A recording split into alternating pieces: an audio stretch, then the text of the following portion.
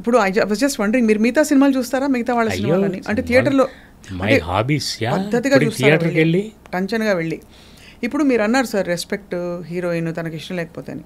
ఒకవైపు మనం హిట్ చేస్తున్న సినిమాలు చూడండి, అందులో ఏంటి అంటే, నన్ను ఆ డైరెక్టర్లు తిట్టినా కొట్టినా నన్ను క్షమించాలని కోరుకుంటూ, ఒక ఈ పోరి నా పోరి అది అని చెప్పే ఒక cinema Arjun Reddy, and animal సినిమాలో ఇంకా రకరకాల టార్చర్లు, టార్మెంట్లు, వేధింపులు, వాడి క్యారెక్టర్ అది మేమేం చేయమంటున్నారు, అలా సృష్టించి ఒప్పించారు. ఇంకోవైపు అంటే ఇదే దీనిలో చూస్తే even big national award winning film like Pushpa, అందులో కూడా 5,000 ఇస్తాను ముద్దిస్తావా అంటాడు. అది మనకి జోక్ అయిపోయింది కదా సార్. అంటే నాకు ఆ డైలాగ్ నాకు ఎందుకు చివుకుమందంటే, సుకుమార్ గారు నాకు చాలా ఇష్టమైన డైరెక్టర్.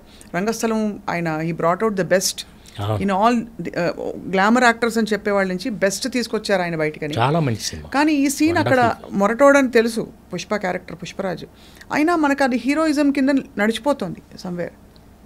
ఆ ఉన్నతమైన ఇదివరకటి సినిమాల్లో దొంగ అయినా సరే, దొంగరాముడు సినిమా ఉంది, ఉన్నతమైన దొంగ ఉంటాడు, వాల్యూస్.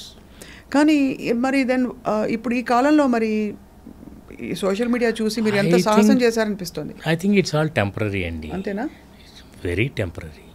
ఆ సినిమా వరకే. మీరు మళ్ళీ అలాంటి సినిమా తీస్తే అలాంటి ఎలిమెంట్స్ ఉంటే ఆడుతుందని చెప్పలేము. సో కొన్ని, అందుకే నేను అనేది ఎక్సెప్షన్స్ ఉంటాయి.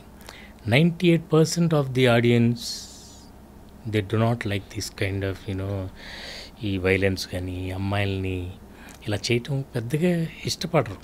ఏదో 1-2 సినిమాలు ఆడతాయి అంతే. మీకు అన్ని సినిమాల్లో ఉంటే, ఇప్పుడు మహానటి లాంటి సినిమా ఎంత క్లీన్గా ఉంటుందండి, మరి ఇట్ బికమ్ హ్యూజ్. అట్లా నా సినిమాలన్నీ క్లీన్ సినిమాలు. I'm very particular about the dialogue. ఒక చిన్న మాట హర్ట్ చేయకూడదు అమ్మాయిని, లేడీస్ని. సో మేమెంతో, మీకు చిన్న ఎగ్జాంపుల్ చెప్తాను. నూనెకు నచ్చోలో హేమ గారి క్యారెక్టర్ వెంకటేష్ గారిని వచ్చి, నువ్వు కానీ ఇట్లా చేసావంటే నీకు జీవితంలో ఎప్పుడు పెళ్ళి కాదు, పెళ్ళి కాని ప్రసాద్ అంటే ఈయన జస్ట్ ఊరినే ఏడ్చేవాళ్ళే అనాలి. ఆ మాట అనటానికి పెట్టొచ్చా పెట్టకూడదు, తప్పు. అలా అనొచ్చా అమ్మాయిని? ఊరికనే క్యారెక్టర్ ప్రకారం నువ్వు చెప్పే వాటి నాన్సెన్స్ అనే అనాలి. అలాంటి మొక్క పెడితే ఏమన్నా ఫీల్ అవుతారేమో, తప్పు కదా. అంటే మనం అలా అనొచ్చా అనకూడదా అని ఎంతో తర్జన బట్టి పర్వాలేదు, ఇట్స్ చిన్నదే, అంత పెద్ద ఆలోచించాల్సింది కాదని చేసాం.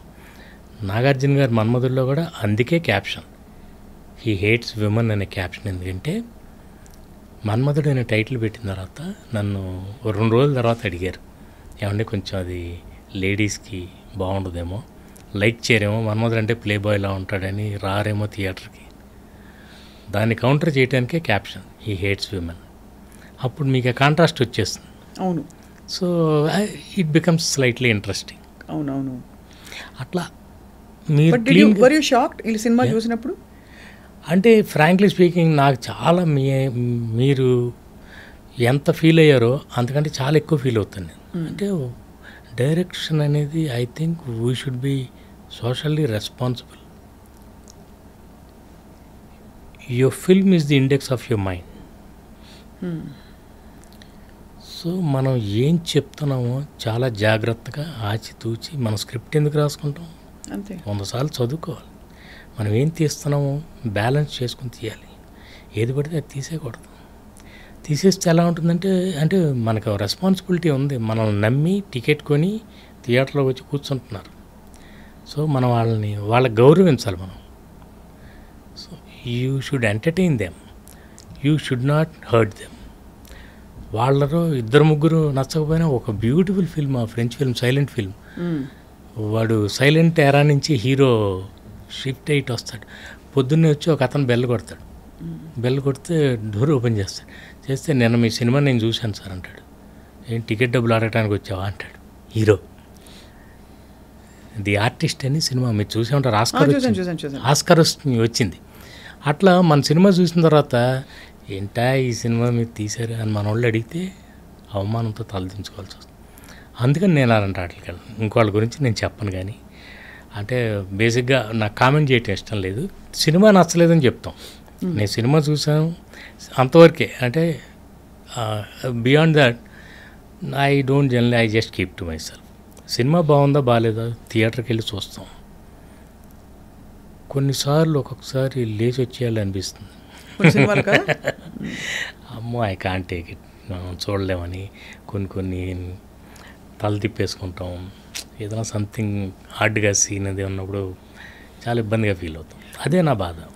ఫ్యామిలీతో కలిసి వెళ్ళి ఫ్యామిలీతో పాటు ఎంజాయ్ చేయలేకపోయానే ఈ సినిమా అని చాలా ఫీల్ అవుతాను నేను. సో అలా మరి Usha Parinayam I think will be a breath of fresh air.